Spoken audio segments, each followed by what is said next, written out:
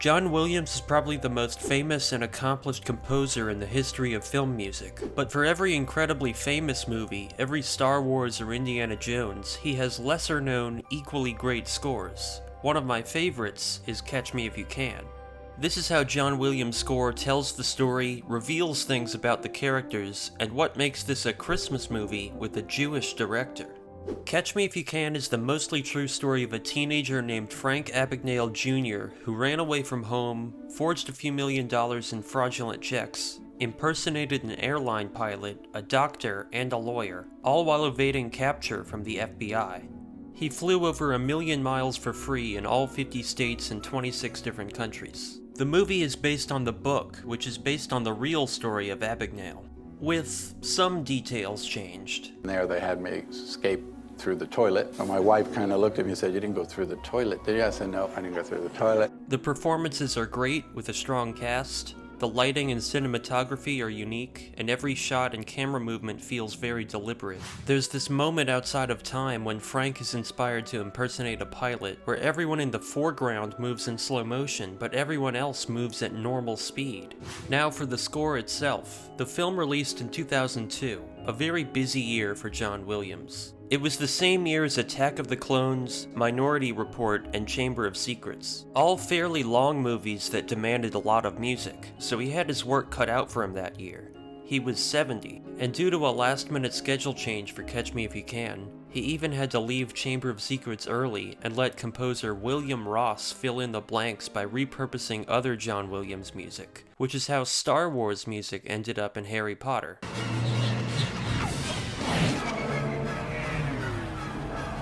Despite Williams having a reputation as the master of the orchestra, he didn't write a purely orchestral score for Catch Me If You Can. Instead, he wrote music accurate to the period, very much inspired by 1960s progressive jazz, which he actually used to write in that era. It made a kind of a loop for me, a aggressive loop if you like. And maybe because it was the same year, you can hear some similarities with Catch Me If You Can and other John Williams music.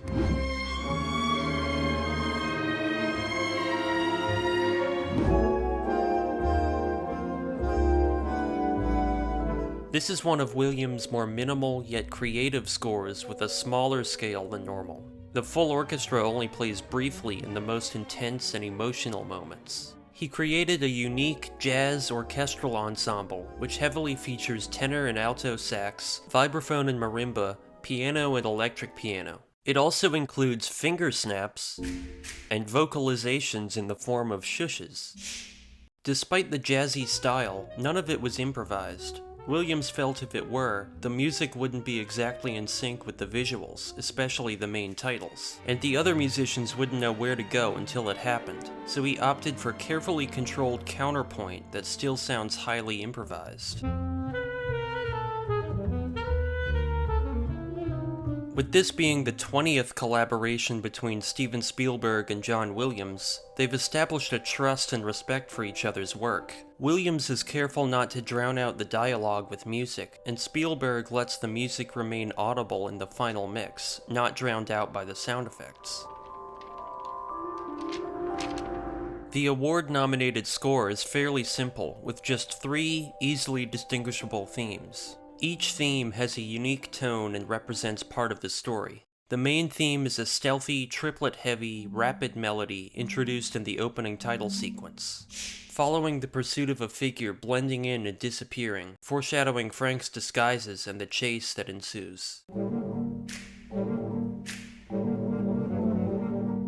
Williams calls this theme "closing in." In the story, it appears whenever the FBI is closing in on Frank. Whenever they find a clue. The Yankees! He said something about the Yankees! Sometimes when he and the audience least expect it, like when he narrowly escapes the FBI and meets his fiancée at the airport, only to find they've gotten to her first. Closing in is soft and mysterious. The flutes usually play in the lower, weaker range instead of the higher range they're more suited to. Williams sometimes plays the melody in 2 keys at once, filling things out and adding some dissonance. And while it was designed to create tension, it only intensifies in the right moments, almost never loud. The second theme is for Frank's father, Frank Sr., or more broadly, the Abagnale family as it falls apart. It's the heart of the score and the heart of the movie. It's a simple but haunting melody introduced in the track Father and Son, when Frank Sr. loses the family's home and car to the bank.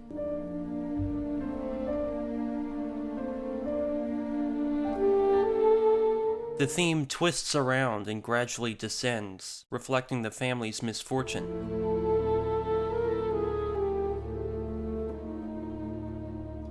Each track this theme appears in plays the emotional turmoil of Frank's personal life, as his parents approach a divorce. This theme soon comes to a climax when Frank is abruptly forced to choose which parent to live with, and he chooses to run away instead. This is one of the more emotional moments in the score with the largest orchestration, led by the string section.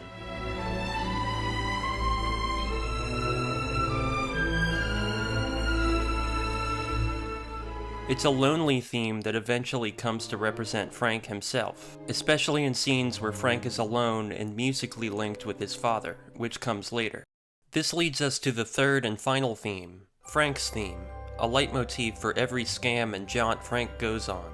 Whether he's pretending to be a doctor, lawyer, Lutheran, airline pilot, this is what plays whenever he's onto something. It's foreshadowed in the piano when Frank receives his first checkbook, which he later modifies to commit check fraud.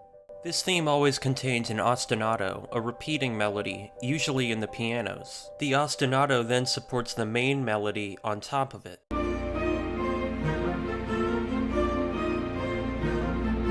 Frank's theme is set in two different time signatures. The first half in 3/4, the second in 7/8, an odd time signature. It fits 3.5 beats instead of a full 3 or 4, so after the 3/4 start, each measure has just a half beat extra.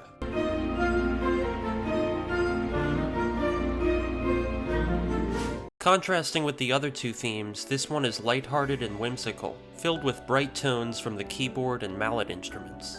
It's light and bouncy because it's also meant to highlight the humor of his antics, like when he studies to become a doctor or lawyer, by watching TV and copying every move he sees. Do you concur? I concur. Dr. Harris, do you concur? Concur with what, sir? Because as smart as he is, sometimes it shows he really doesn't know what he's doing. Why do not concur? Frank's theme shines the most in Learning the Ropes, an 8.5-minute track that plays during the montage of Frank starting his career of fraud, learning the ropes of being a con man. His theme plays many times throughout the track in different orchestration. The whimsical tone of the music suits the dreamlike lighting and cinematography, the picturesque 1960s world. And instead of painting his activities in a negative light, which does come later, it has the same charming quality he uses to manipulate people. You have the most beautiful eyes I have ever seen. Yeah, I do get that all the time. Learning the Ropes is also the only track that all three themes appear in. The tone shifts as Frank Sr.'s theme comes in when Frank writes to his father, lying about getting an honest job and asking about his mom. And Learning the Ropes marks the first appearance of Closing In since the opening, in a very revealing way. The real Frank Abagnale says he always knew he'd get caught, and at the start of the movie, we see he does. In this scene, Frank says, You always told me that an honest man has nothing to fear, so I'm trying my best not to be afraid. which implies he's already afraid of being caught. So without breaking the flow or the upbeat tone, Williams added a hint of closing in.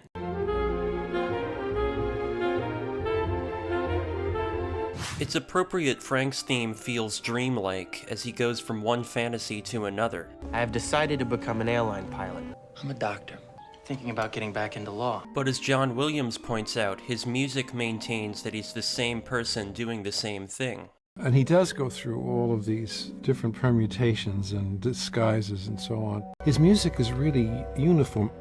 This is the point where the FBI starts to pick up on his crimes, which leads to a confrontation between Frank and Agent Carl Hanratty. A highlight of the movie is when Frank and Carl first cross paths, and Frank almost gets caught. Two of the themes, Closing In and Frank's theme, also meet here, with Closing In ramping up the tension as Carl approaches Frank's hotel room. and Frank very narrowly escapes by pretending to be Secret Service. There's no music during the scene. Instead, we watch as Carl starts to relax and Frank gets out unscathed. Wait. Your wallet. As Carl figures out this is not the wallet of a Secret Service agent, Frank's music comes in just as slowly, culminating in a reprise of the melody as Carl watches Frank get away. But it turns out to be a hollow victory for Frank. Later, when he seemingly has everything he could want, out of nowhere he calls Carl. Hello, Carl. On Christmas Eve of all nights. He says he's calling to apologize, but when Frank Sr.'s theme comes in, it reveals just what Carl figures out. Frank is lonely. You have no one else to call. It's true. This is Frank's first Christmas away from his family, and it's the first time we see he's not just afraid of getting caught, he wants to get caught. He keeps up his little escapades, impersonates a doctor, then a lawyer. And his theme follows him, always very light and upbeat. He even gets engaged to a young Amy Adams, but it becomes clear none of this is really him. He's really just running away from something, and he can't hide that he's alone. There's a crucial scene where the music has an important role that could easily be overlooked. It's another revealing moment. Frank enters the scene happy and hopeful, and leaves by running away again, and the music reflects this change. But this time it's not the score that starts the moment. The score isn't the only music in the movie. The soundtrack also plays a prominent role in the movie, usually as background music, but sometimes with story significance. Spielberg chose period top 40 hits for the soundtrack, which he says were based off mood rather than lyrics, although there is some obvious overlap. Come fly with me, let's fly away. The most significant song is Judy Garland's version of Embraceable You, which is closely tied to Frank's memories of his family. My sweet embraceable you. This scene starts with Frank at Brenda's house where he catches her parents dancing together, dancing to Embraceable You, the same song Frank's parents danced to at the start. The parallel is very clear, and it's a reminder to Frank of what he really wants, getting his family back together. The scene cuts to a bar where Frank visits his father and invites him to his engagement party. Embraceable You plays continuously from the last scene, now playing in the bar. Frank is confident that he's going to get his family back, that he's going to get away with everything. Everything they took from us, I'm gonna get it back.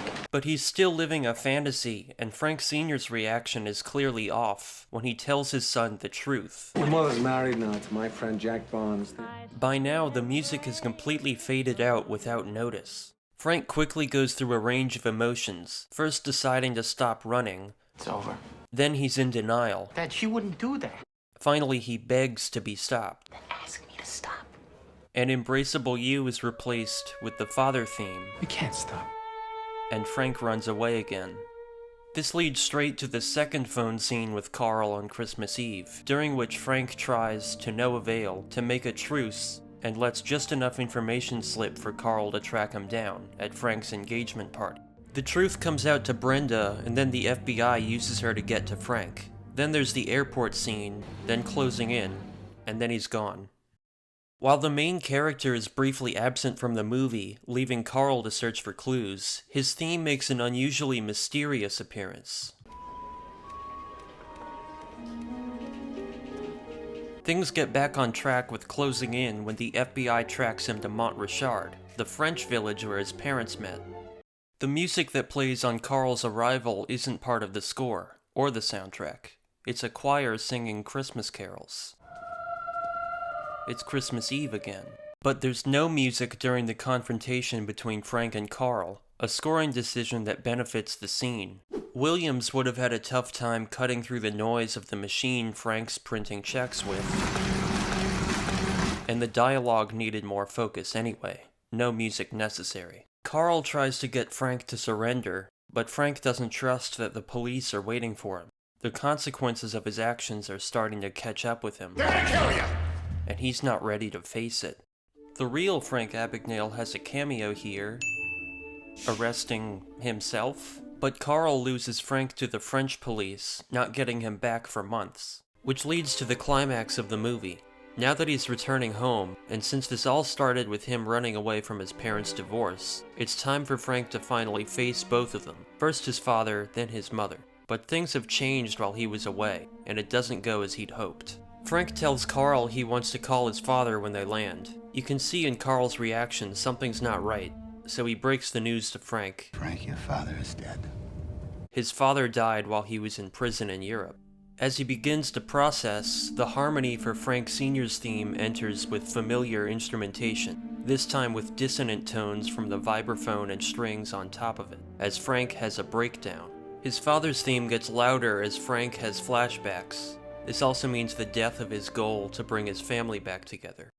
He then makes a quick escape by not going through the toilet, but Carl knows exactly where he's going. Frank arrives at Steve Martin's house from Father of the Bride, where his mother is now living. This house is warm in the winter, cool in the summer, and looks spectacular with Christmas lights. Nat King Cole's version of the Christmas song plays with the image of the house decorated for Christmas. But when he gets there, he sees his mother has moved on too. This is when he realizes it's done, and he finally stops running. But why is it Christmas again?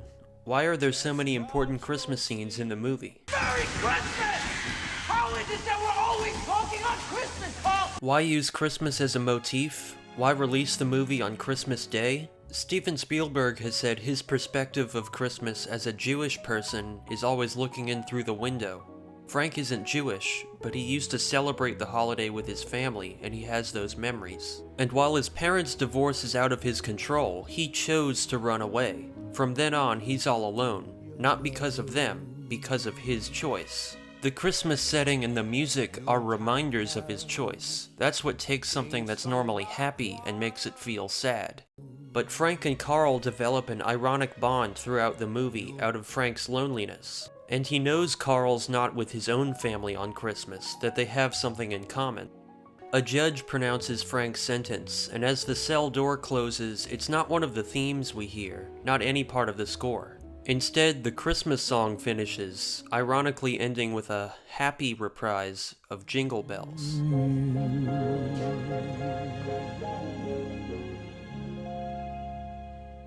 After the arrest, the use of Frank's music makes a subtle turnaround that reflects his character. In seconds, he's able to spot what's wrong with a bad check, figure out who made it and how. It's definitely a teller, Carl. I mean, banks, they always use hand stamps for the dates, see? And Carl sees a better use for Frank than letting him waste away in another prison.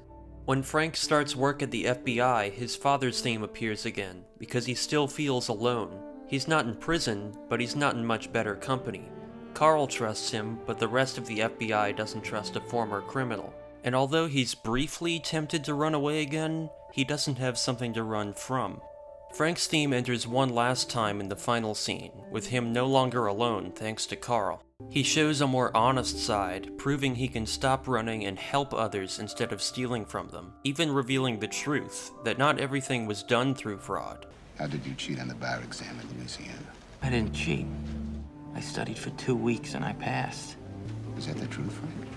Analyzing the movie, I've noticed a consistent theme of the truth. Frank probably wouldn't have run away if his parents just told him about the divorce sooner, instead of abruptly forcing it on him. Carl lies about still having a family, then he hides Frank Sr.'s death and then tells Frank in the wrong way at the wrong time. Frank can't marry Brenda because everything she knows about him is a lie. You're not a Lutheran?